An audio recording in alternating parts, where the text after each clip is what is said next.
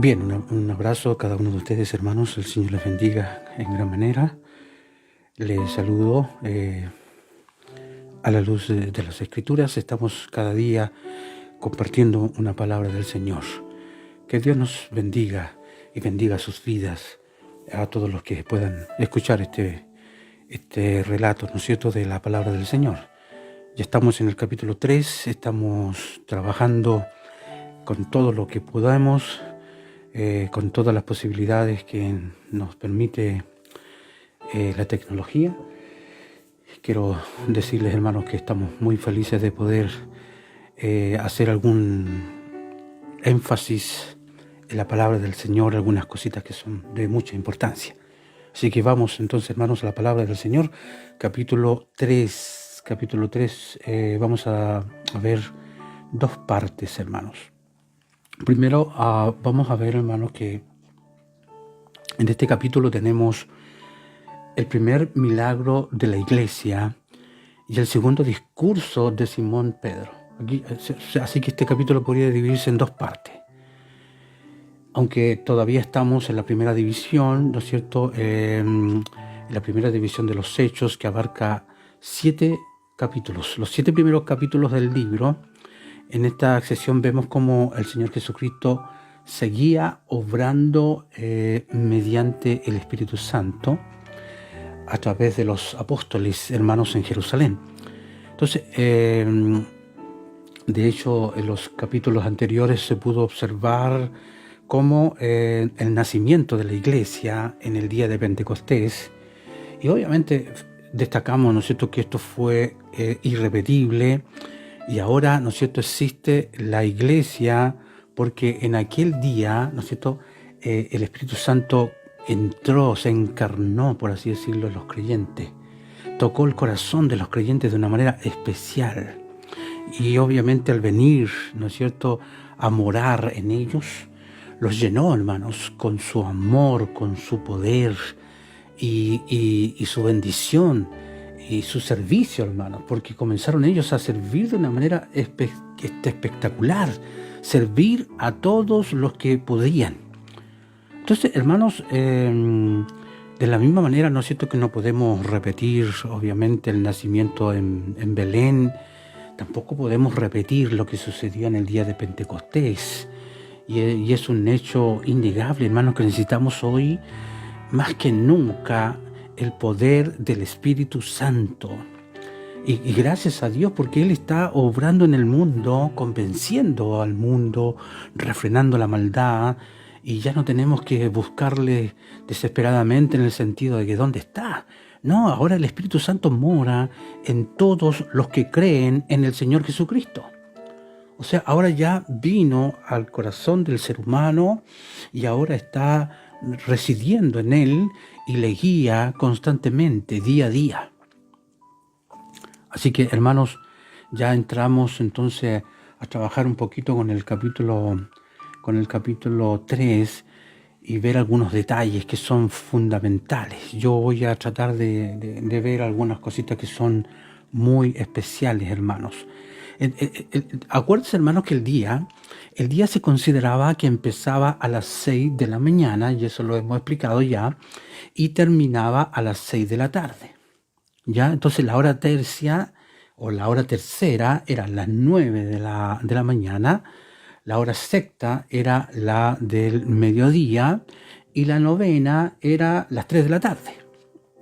Y estas tres eran las horas como especiales, ¿eh? Eran las horas especiales de la oración para los judíos devotos, estos judíos que amaban al Señor de alguna manera, y estaban de acuerdo, ¿no es cierto?, en que la oración era y es eficaz en cualquier momento, en cualquier hora. Pero consideraban, hermano, que era doblemente preciosa cuando se hacía en el templo. Entonces es muy interesante notar, hermanos, que los apóstoles seguían observando, fíjate, las costumbres, los hábitos en que habían sido instruidos. Entonces en esta ocasión era la hora de la oración. Era la hora de la oración y Pedro y Juan iban al templo como muchos otros creyentes, como muchos otros hombres de Dios. Entonces ahora tenían, la diferencia es que tenían una fe nueva, transformada, ¿ya? Pero no la usaban como disculpa para dejar de cumplir la ley. Eran conscientes de que la nueva fe y la antigua disciplina podían y debían estar en armonía. Habían cosas que ya ellos ya no dejaron de practicar, como el hecho del sacrificio, porque el sacrificio perfecto había sido el Señor Jesús. Ya no se practicaba aquello por los creyentes, digamos. Y de hecho en Oriente era costumbre, fíjate, que los mendigos se pusieran a pedir limosna a la entrada de los templos o de los altares. Y claro, tales lugares se consideran lugares idóneos, ¿no? Idóneos. Lo mismo que ahora, porque cuando la gente va a dar culto al Señor, cuando la gente va a adorar a Dios, pareciera que está más dispuesta a ser generosa, ¿no es cierto?, con sus semejantes que son desvalidos. Entonces, de hecho, se contaba ahí que en más de alguna historia se cuenta ahí que algunos vagabundos buscaban, ¿no es cierto?, algún lugar donde había una cruz por allí, alguna torre alta, ¿no?, y ellos empezaban a pedir limosna por allí cerca, porque se había descubierto, ¿no es cierto?, por experiencia, que allí la gente era más generosa. Entonces la gente, cuando está en ese sentido de ir a adorar, de ir a alabar al Señor, es mucho más generosa. Entonces, hermanos, y había, ¿no es cierto?, descubierto esto, porque el amor al prójimo como que se acrecienta en esos lugares. Entonces, este incidente nos coloca aquí de cara a la cuestión de la era de los milagros apostólicos, hermanos, donde ocurre algo tan extraordinario. Y así que vamos a observar algunas cositas, algunos detalles que yo quizás puede que los repitas en algún minuto, porque me quiero centrar en esta primera parte, que es el milagro, ¿no es cierto?, del cojo, ¿no? Y también luego, mañana yo creo que voy a ver el tema del discurso que también plantea el señor Pedro a todos la asamblea allí. Entonces vemos, hermanos, que primero estos milagros tuvieron lugar más adelante, ya en el capítulo 4, versículo 16, se dice que allí que el Sanedrín sabía muy bien que tenían que aceptar el milagro, aceptarlo, porque no tenían cómo negarlo. No tenían cómo negarlo. Los enemigos del cristianismo habrían sido los primeros, hermanos, en exponer la falsedad de los milagros, ya si se hubiera sido el caso. Pero ni siquiera lo intentaron, porque todo el mundo estaba observando y viendo, hermanos, lo que Dios estaba haciendo en ese entonces. Ahora, la pregunta es por qué por qué esta era tan abrumadora, ¿no?, de milagros, como que dejó de producirse aparentemente, ¿ah? Y eso es lo quisiera destacar.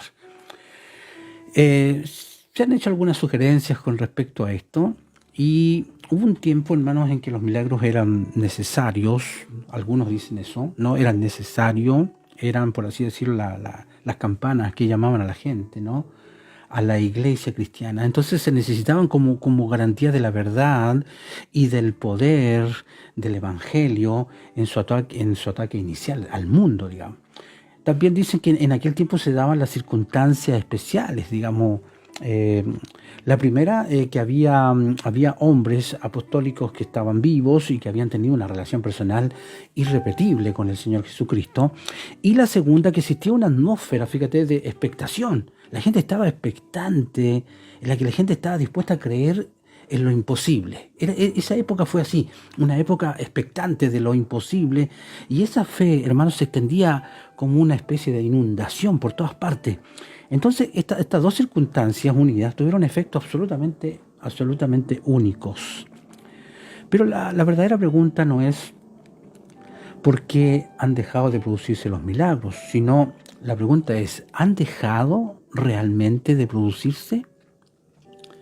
Esa es la pregunta, ¿sí? ¿Han dejado realmente de producirse los milagros? Y es un hecho universal, hermanos, que Dios no hace por los hombres lo que estos pueden hacer por sí mismos. En este caso, si hay cosas que yo puedo resolver, Dios permite que yo las haga, ¿sí?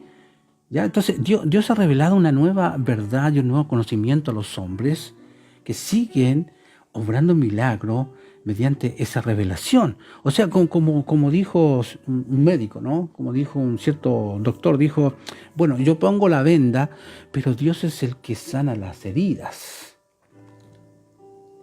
Y ahí vemos, hermanos, y observamos que sí, hay milagros por todas partes. Hay milagros por todas partes. Si hay ojos, ¿no es cierto?, creyentes, que los saben observar, que los saben ver. Obviamente, hermano, Jesucristo discernía la obra de su Padre en todas partes, en la naturaleza, en la vida, y sabía que Dios no ha dejado de actuar. Y nosotros sabemos que Dios no ha dejado de actuar. Dios es el mismo, como es nuestro lema de la Iglesia Cuadrangular. Jesucristo es el mismo ayer, hoy y por los siglos. Entonces, si bien está más allá de nuestra comprensión, lo que se ha llamado, en este caso, lo que aparentemente ha sido como la economía, por así decirlo, o la recesión de los milagros, pero la fe, ya para la fe, Dios está siempre presente. Claro, nosotros seguimos creyendo que Dios puede hacer un milagro en proporciones, como pequeñas cosas que ni se notan, pero Él sigue actuando, hermanos.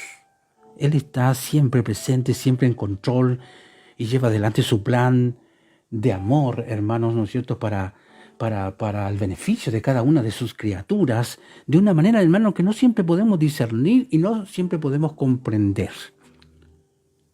Como dice la palabra en Isaías 55:8, hermanos, sus caminos no son nuestros caminos. Así que, hermanos, en este caso, yo quisiera, hermanos, que Dios nos ayude en esto a comprender lo que el Señor sigue haciendo el día de hoy.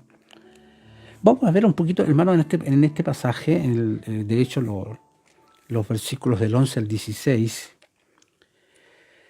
que sería muy bueno que los pudieran leer para no perder esta oportunidad de poder explicar un poquito.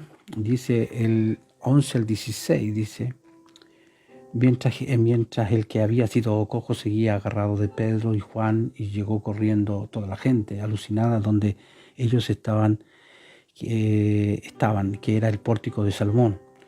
Cuando Pedro los vio, se puso a decirles. Esta es la segunda parte. Quiero leerles primero entonces la primera parte, o voy a tratar de explicarles la primera parte, porque creo que es muy fundamental. Primero, vemos que, hermanos, la petición del mendigo, en este caso paralizado, dice: Pedro y Juan subían juntos al templo a la hora novena. ¿Cuál era la hora novena? Recuérdelo bien, ¿no? Las 3 de la tarde. Y era traído, ¿no es cierto?, un hombre cojo de nacimiento, a quien ponían cada día a la puerta del templo, que se llama La Hermosa, para que pidiese limosna de los que entraban en el templo. Y cuando vio a Pedro y a Juan que iban a entrar en el templo, les rogaba que le diese limosna. Entonces Pedro y Juan fueron hermanos comisionados por Jesús y reconocidos por los cristianos primitivos como apóstoles. Eran embajadores especiales. Y nos dijo, hermanos, en este caso en Hechos 2:43, nos dijo que muchas maravillas y muchas señales eran hechos por los apóstoles. Entonces, cuando llegamos al capítulo 3, nos da un ejemplo específico de uno de ellos, que fue el milagro, ¿no es cierto?, del cojo. Entonces podemos pensar al menos 3 razones por las cuales Lucas, acuérdate que Lucas es el escritor del libro de los Hechos, y consideró muy importante, hermanos, compartir la historia de este milagro. Primero, para dar un ejemplo de lo que mencionó en el capítulo 2, 43. Capítulo 2, verso 43. Segundo, hermanos, para dar una excusa para contarnos de otro sermón de Pedro. Podría ser también. Porque acuérdate que después de la sanidad de este cojo, él entrega su segundo mensaje también muy profundo, ¿no? Y tercero, para mostrar por qué los primeros cristianos fueron perseguidos también, podría ser, porque eso es a donde guía esta historia hermosa, ¿no?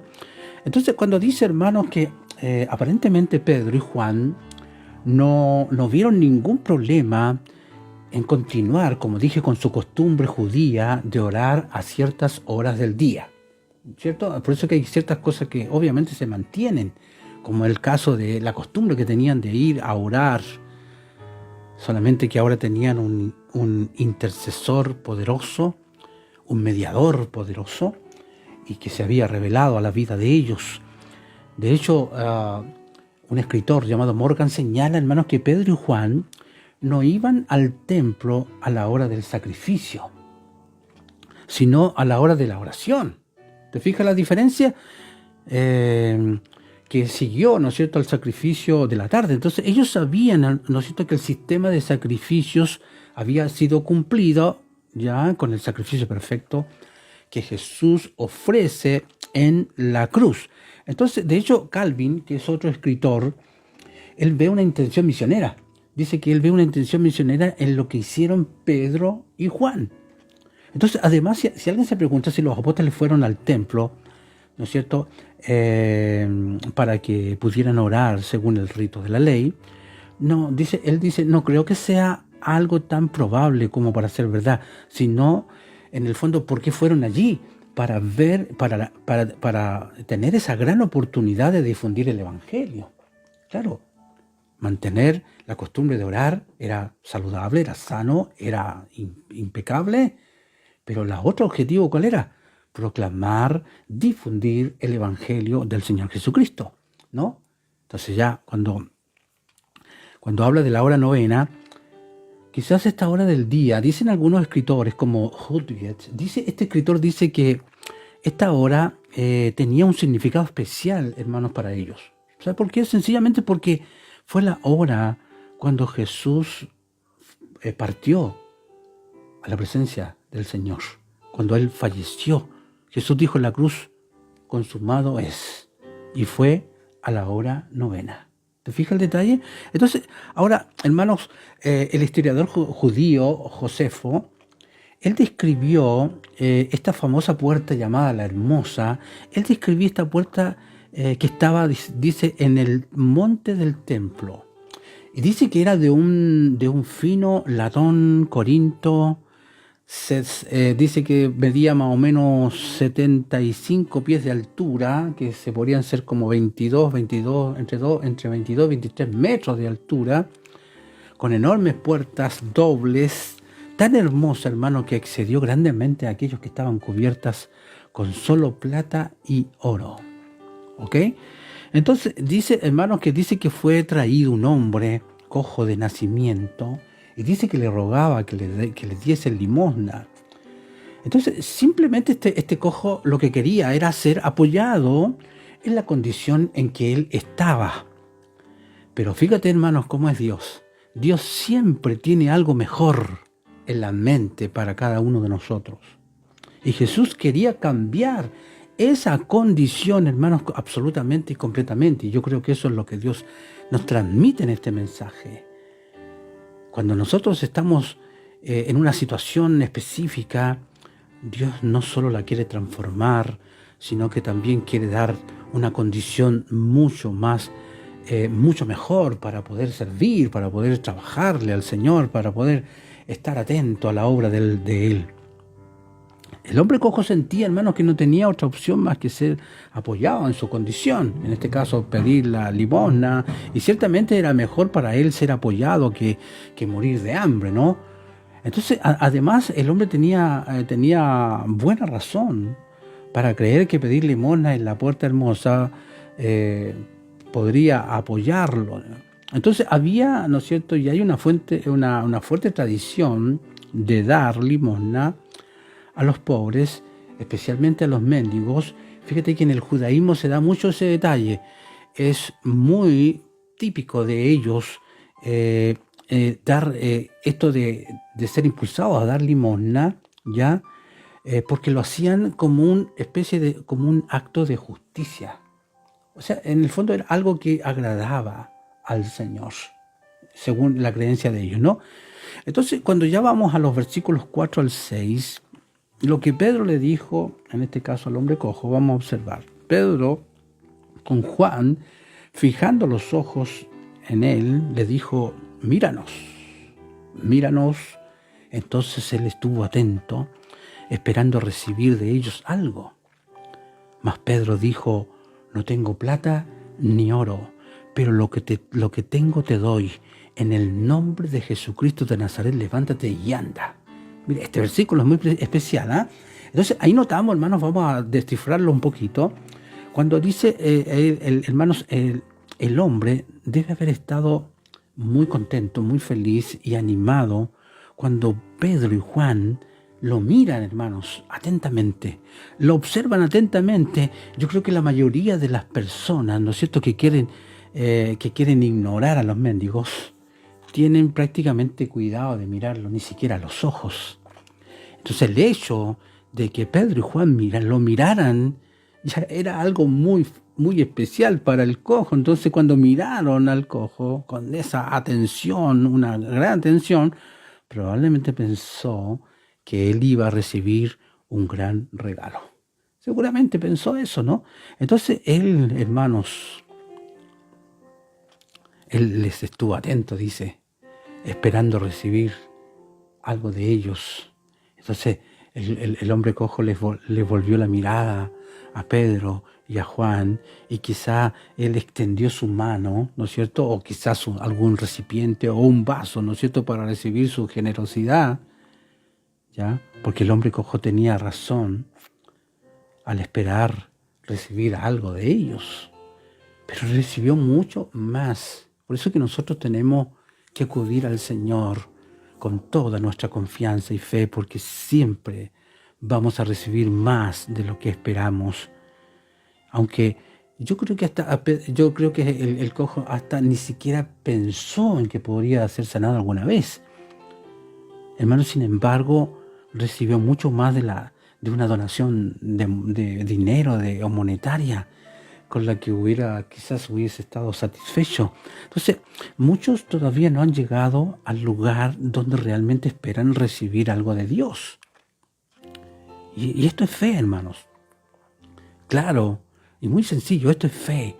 Aún si el hombre esperaba menos de lo que Jesús quería dar, él de alguna manera anhelaba que se le entregara algo. Y debemos esperar, hermanos, debemos esperar las cosas correctas de Dios. Muchas veces estamos muy dispuestos a conformarnos con mucho menos, hermanos, mucho menos de lo que Dios nos quiere dar. Dios siempre quiere bendecir a sus hijos, ¿ya?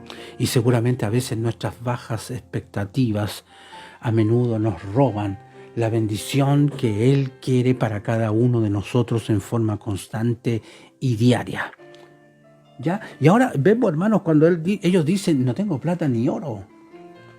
Pedro no tenía dinero, pero sí tenía autoridad de Jesús. Quizás nosotros no tenemos gran abundancia, pero sí debiéramos tener esa autoridad de Jesús para sanar a los enfermos. Dice, lo que tengo les doy. Increíble esa convicción de Pedro, lo que tenemos le doy. Entonces Pedro sabía cómo se sentía que Dios lo usara para sanar a otros. De hecho, él ya había sido instruido o entrenado en esto anteriormente. En Lucas capítulo 9, ahí se menciona el detalle, cómo Dios, en este caso el mismo Señor Jesús, ya lo había entrenado. Y él ahora estaba poniendo en práctica esa enseñanza. Cuando dice entonces, no tengo plata ni oro, es casi la peor cosa que se puede decir, digamos. Cuando algún mendigo, ¿no es cierto?, se acerca y te dice una monedita, por favor, y dice, no tengo ni uno. Es lo peor que se le puede decir, ¿no es cierto?, a un mendigo, ¿cierto? Y seguramente, hermanos, podríamos sentir que la iglesia está en ruinas si tienen que decir, no tenemos plata ni oro, Pero es mucho peor si la iglesia nunca tiene el poder espiritual para decir en el nombre de Jesucristo de Nazaret, levántate y anda. ¿Verdad? Entonces aquí hay una historia quizá verdadera sobre una persona, ¿no? De unas personas caminando, ¿no es cierto? Un cardenal de aquella época, ¿no es cierto? Romano, de la Edad Media, cuando la iglesia tomó o tenía así como un poder, prestigio, tenía riqueza. Y este cardenal señala a su alrededor todas las riquezas que se observaban, y dijo el monje: ya no tenemos que decir, dice, no tengo plata ni oro. Sin embargo, el monje le contesta y le dice: pero tampoco podemos decir, en el nombre de Jesucristo de Nazaret, levántate y anda. Entonces, cuando Pedro y Juan no les dieron dinero, quizás podemos oír al hombre cojo quejarse. No, en realidad no les importo. Cuando le dice, no tengo plata ni oro. No me apoyan, seguramente pensó. Miren el desastre en el que estoy.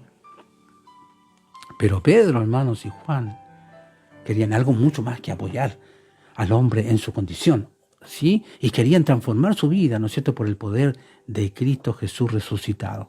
Así que, hermanos, no es el trabajo de la iglesia en este mundo simplemente hacer, hermanos, que la condición actual sea más soportable, sino que el trabajo de la iglesia es liberar, ¿no es cierto?, aquí en la tierra, la obra redentora de Dios por Jesús. Entonces, cuando Él dice, lo que tengo te doy, Él le dio poder al hombre cojo en el nombre de Jesús. Pero no podía darlo si no lo tuviera en su propia vida. Y aquí notamos, hermanos, cómo la relación que los apóstoles tuvieron, y ese gran tema, ¿no es cierto?, de que ellos veían constantemente, porque el libro de los Hechos habla de eso, la resurrección de Jesucristo fue tan potente en la vida de ellos, que obviamente los impactó, y fueron impactados cada uno en su vida. Hermanos, es difícil poder decir en el nombre de Jesús, levántate y anda, si Jesús no ha hecho absolutamente nada con nosotros, ni ha habido ese poder transformador primeramente de nuestra vida. Lo primero que tenemos que para ser usados por el Señor, Él ha colocado esa experiencia en nosotros, de haber sido tocados y de haber sido transformados por el poder maravilloso de Jesús. Hemos sido transformados, hemos ido cambiados, hemos ido experimentando y una y otra cosa. Yo creo que esa es la forma, esa es la manera para poder decirle a otro, levántate y anda. Y no solo me refiero a un milagro físico, sino que también a aquellos milagros, ¿no es cierto?, espirituales que hoy día se siguen viendo, ¿no es cierto?, en aquellas personas, ¿no?, que tienen tanta necesidad. Y usted puede decirle, levántate y camina y anda en el Señor. Y no lo hagas solo, hácelo, dice, en el nombre del Señor, en Jesucristo, en el nombre de Jesucristo de Nazaret. Recuerde que Jesús era de Nazaret. Él era nazareno, hermanos. Y esto se había usado, hermanos, para insultar a Jesús durante toda su vida en la tierra, porque ¿podrá salir algo bueno de Nazaret? Lo insultaban y lo maltrataban de esa manera. Pero ahora Pedro, hermanos, lo levantaba como una especie de bandera, como una especie de estandarte. El nombre, ¿no es cierto?, en el nombre de Jesús de Nazaret. Entonces vemos, hermanos, cómo posteriormente vemos, hermanos, dice, y tomándole por la mano derecha le levantó, y al momento se le afirmaron los pies y los tobillos, y saltando se puso en pie y anduvo, y entró con ellos en el templo, y andando y saltando y alabando a Dios. Mire, esta palabra se repite, ¿no? Andando y saltando y alabando a Dios. Y todo el pueblo lo vio andar, otra vez, mire, andar y alabar a Dios, y le reconocían que era el que se sentaba a pedir limón en la puerta del templo, la hermosa, y se llenaron de asombro y espanto por lo que había sucedido. Entonces vemos, hermanos, que dice, y tomándole por la mano derecha le levantó. Era una cosa decir, levántate y anda, pero era otra cosa mayor, tomar la audacia, tomar la valentía que hizo o que tuvo Pedro al tomar la mano del hombre y levantarlo, hermanos, en ese momento. Y vemos cómo Pedro entonces recibe, hermanos, el don de la fe. Ahí hay un don, hermanos, que está aplicado a la vida de Pedro, ¿no es cierto? El don de la fe que está descrito en 1 Corintios capítulo 12, verso 9. Ahí está descrito este don, hermanos, una habilidad sobrenatural de confiar en Dios en una situación particular, en una situación especial. Y esto no era algo que Pedro hizo por capricho, ¿eh? No, o como un evento así promocional. Lo hizo bajo la dirección clara y específica del Espíritu Santo. O sea, Dios le dio a Pedro, entonces, la habilidad sobrenatural, hermano, de confiar en Él para algo completamente fuera de lo común. Bueno, que Dios nos ayude. Para eso es la palabra, para inspirarnos, para motivarnos a no dejar de practicar lo que un día se practicó. Claro, si tenemos al mismo Cristo, yo creo que hay que seguir buscando su rostro, buscando su palabra, que ella nos impulse, que ella nos motive, hermanos, a estas cosas fuera de lo común. Y dice que al momento, hermanos, se le afirmaron los pies y los tobillos, y la fuerza no vino al hombre cojo hasta que Pedro, ¿no es cierto?, dijo, levántate y anda. Sí, es muy importante lo que usted o yo podamos hacer en esta vida, aquellos que nos rodean, con poder, con testimonio, que tu vida hable de Cristo, que tu vida dé inspiración acerca de Cristo y puedas decirle a muchos otros, levántate y anda. Entonces hasta que Pedro, tomándole por la mano derecha, le levantó. Y quizás, hermano, solo los médicos pueden apreciar completamente el significado, hermano, de estas palabras, porque son palabras peculiares y técnicas de un médico, ¿no? Entonces, la palabra pies, traducida en este caso, solamente la usa Lucas, fíjate, y no aparece en ningún otro lugar. Indica, ¿no es cierto?, su discriminación entre diferentes partes del talón humano. Entonces, incluso la palabra tobillo es nuevamente una frase médica que no se encuentra en otro lado, en otro lugar. Entonces, y de hecho la palabra saltando describe la llegada repentina, ¿no es cierto?, a la cavidad de algo que estaba fuera del lugar. Claro, si no podía hacerlo, imposible. Y describe entonces esto maravilloso. Entonces, hermano, esto es una descripción médica, Morgan dice esto, esto es una descripción médica muy cuidadosa de lo que sucedió con relación a este hombre. Y dice que entró en el templo andando y saltando y alabando a Dios. En cuanto fue sanado, el hombre, ¿no es cierto?, anteriormente cojo, hizo 3 cosas muy interesantes. Primero, dice que se unió con los apóstoles. Dice que entró con ellos en el templo. Segundo, empezó inmediatamente a usar lo que Dios le había dado. O sea, dice andando y saltando. O sea, si Dios hizo el milagro, él empezó a practicar, a colocar en acción sus órganos que ahora ya estaban vivos, andando y saltando. Y finalmente empezó a alabar y adorar a Dios. Amén. Entonces, y le reconocían, hermanos, que era el que estaba sentado a pedir limosna. Este hombre tenía seguramente más de 40 años, ¿ya? Y había sido cojo desde su nacimiento. y era conocido, ¿no es cierto?, en esta puerta. Por lo tanto, Jesús debe haber pasado por allí muchas veces sin sanarlo. Ojo con eso. Podemos decir, hermanos, que Jesús no lo sanó. ¿Ya? ¿Por qué? Porque no era el tiempo, no era el momento. Ya no era el momento de Dios, que es tan importante como la voluntad perfecta de Dios. Y fue, hermanos, entonces fue para la gloria mayor de Dios que Jesús sanara a este hombre, obviamente desde el cielo, ¿no es cierto?, a través de sus apóstoles. Así que tenga paciencia, tengamos paciencia, porque yo también me veo muy afectado a veces en mi cuerpo. Yo digo, Señor, y quizás me voy a morir pensando en eso, porque tenemos que no dejar de creer de que tú en algún minuto tienes la hora para observar y ver mi cuerpo sano. Y quizás, y si no lo veo, no dejaré de creer, porque Dios sabe lo que hace.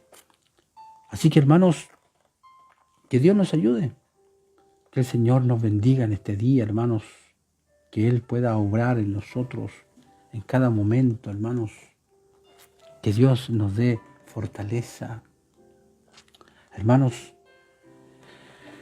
que Él nos anime en esto. Saber, hermanos, que necesitamos avanzar y creer que Dios tiene algo especial para nosotros. El mendigo pedía dinero, pero Pedro le dijo algo le dio algo mucho mejor: la posibilidad de usar sus piernas. ¿Te fijas? Y a menudo le pedimos a Dios que resuelva un pequeño problema, pero Él quiere darnos nueva vida, ¿ya? Y ayudarnos en todas nuestras situaciones y dificultades y problemas. Muchas personas llegan a la iglesia buscando quizás una ayuda, pero Dios quiere no solo eso, quiere construir sus vidas. Entonces, hermanos, de hecho hay mucha gente, hermanos, que cree que para ser buena gente necesitan un poco de todo. Y algunos empiezan a buscar un poco de religión, ¿ya? Y les tenemos una sorpresa. Dios quiere levantarles, hacerles caminar, y que puedan saltar, y que puedan ser felices, que puedan estar llenos de gozo por el hecho de conocer al Señor Jesucristo. Y Pedro, hermanos, llamó, incluso a este hombre lo llamó incapacitado a caminar. ¿Sí? Este hombre estaba incapacitado y lo llamó a caminar. De la misma forma, Dios hoy está llamando a hombres incapacitados por su pecado a caminar en el nombre de Jesús, que caminen como sus discípulos. Amén. Como dice en Romanos 5:6. Dice, pues cuando nosotros éramos incapaces de salvarnos, Cristo a su debido tiempo murió por los pecadores. Así que, hermanos, ¿qué estamos esperando hoy día? ¿Qué esperamos del Señor hoy día? Esa es la pregunta. Que Dios nos ayude, hermanos. Que Dios nos dé fortaleza. Hermanos, cuando Pedro les dice, mírame, hoy debemos prestar atención y mirar, poner los ojos en la obra del Señor, en la obra de Jesús. Necesitamos prestar atención a la Biblia.